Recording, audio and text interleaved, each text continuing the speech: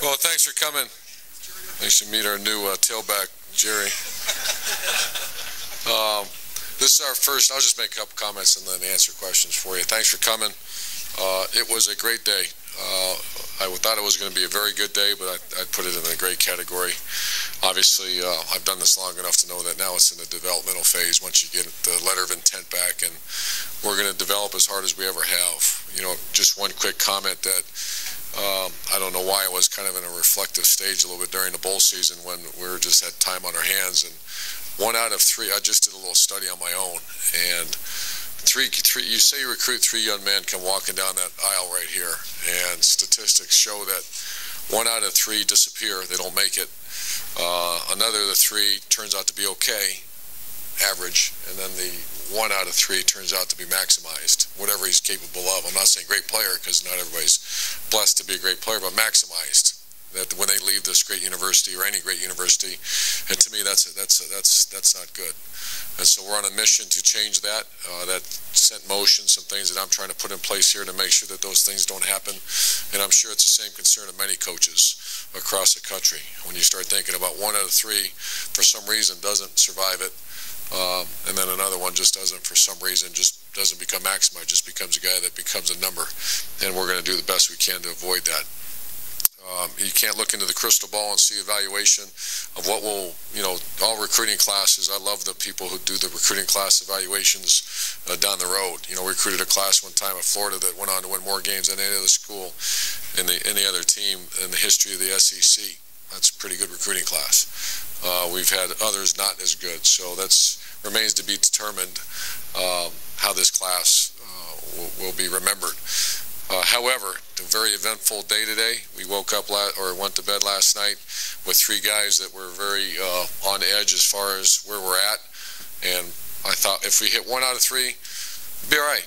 2 out of 3 would be a good day. 3 out of 3 was going to be a knock it out of the park. And we hit that when Von Bell called me 2 minutes before he walked on the stage or whatever he's doing and said, you know I'm in. That's what he said. You know I'm in, right? I said, no, I didn't know you were in. Congratulations.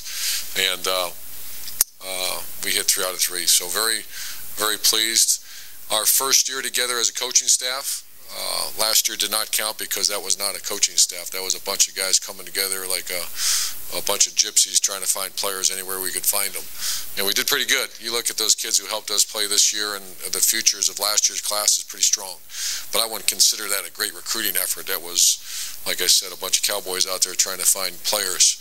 This year was a full cycle of recruiting, and very impressed with our coaching staff. Some, I'm going to name a couple of them, not to devalue some of the other efforts, but some of the efforts were, I've seen some really good efforts. The Everett Withers, from start to finish, his effort on Von Bell, as good as I've ever seen.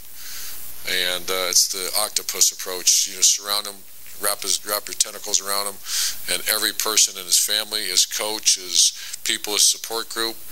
And the way he closed that, the way we finished that with that young man, and the way we handled it on campus, and you just saw it when you saw his press conference today. I was so proud the way he handled himself, and the fact that we did it the right way from start to finish. And that's all about a relationship, to go pull the guy out of that area of the country and have him be a Buckeye.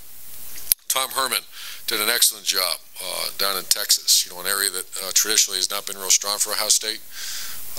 I wish I could claim I have more experience in Texas. I've been there quite a bit, but Tom set the wheels in motion, and we pulled 3 players, excellent players, out of an excellent football state with Mike Mitchell, JT, and Dontre. And then the effort of Tim Hinton in state. I think Jalen Marshall's a young man that if he was a guy that wanted to play the game and wait till signing day to put the 8 hats out there, you know, he could have out whatever many amount of hats he wanted. He made a decision because he loves Ohio State, wants to see his family to watch him play, and I think he's one of, everybody knows he's one of the finest players in the country, and he's even a better person. So those are a couple examples of, I think Luke Fickle did a great job with the 2 backers we got. We got Mike Mitchell and Trey Johnson, because a lot of crazy stuff was going on with Trey Johnson, with people trying to pull him in certain directions. So it is you're going to hear stories about it's a feeding frenzy out there. It is. And sometimes you'll hear people say, say, okay, Ohio State or myself or someone say you offer, committed players. Let me make this real clear. Everybody does that. and it's not wrong. Okay, at the end of the day, the young person has a right to go to any school he likes. If one school is better than the other, fits his personality, if something's going on illegally, that's a whole different animal. But at the end of the day, the 17 or 18-year-old man has a right to go to any school he wants.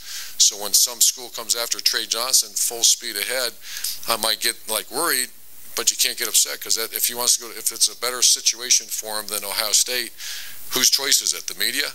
No, it's not your choice. It's not the coach's choice. It's the 18-year-old's choice and his family's to go to whatever school he wants. So our coaches did a really good job, especially in the Trey Johnson situation, hanging on with both hands and once again surrounding himself. So very pleased with other coaching staff. And now we go from recruiting phase to preparation phase. We got to get them ready to play, because really we don't redshirt here at Ohio State. We're going to recruit guys and get them on the field as fast as we can when they're ready, and push them to be ready. And that's the same thing we do when we tell them when they come visit our campus, that we're not recruiting you to sit for a year or two and then we'll try to get you ready. We want to go recruit guys that are ready to go jump in the fire and want to go play as soon as they can. So appreciate you being here. You can tell it's a great day if you walk around here a little bit. Guys are excited. And I think on defense, I'm going to just real fast, I get asked the question, what were your needs? On defense, really all positions. To say we needed back-end help, no, we needed all the way across. We're a little bit light on defense, and I think we answered a lot of our concerns once if we develop them. On defense, you can see the back end, the secondary players are all long players, which means good size to them. Obviously, good speed. Backers, we have 2 impact players we're projecting. And then the defensive line, we really got some big guys, and we really got some good defensive ends too. So we really hit a couple good solid, some great players on the defense line. We're hoping.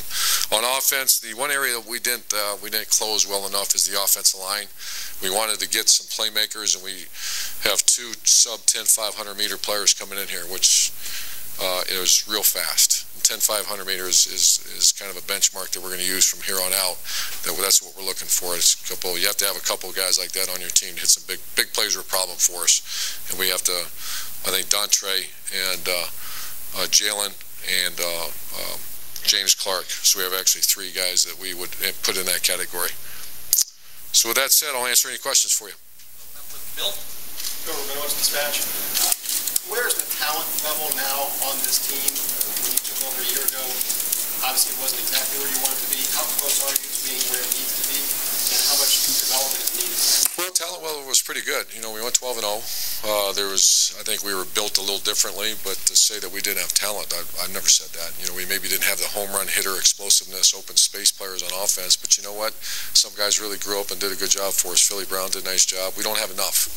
When you want to run an offense where you want 3 or 4 split guys all the time, and you only have 1 or 2, that's not enough. So I think we're starting to get a little bit of that built up, where you're having a Jalen that can put out there. Dontre can play that. That's kind of what he's going to do as well. And you can break the formation a little bit and have guys in space. So that's the only, that's the only area. If you say, boy, Ohio State wasn't very talented, I won't say that at all. Ohio State was talented. We just didn't have enough make-you-miss guys on offense would be the one area, and I think we addressed that.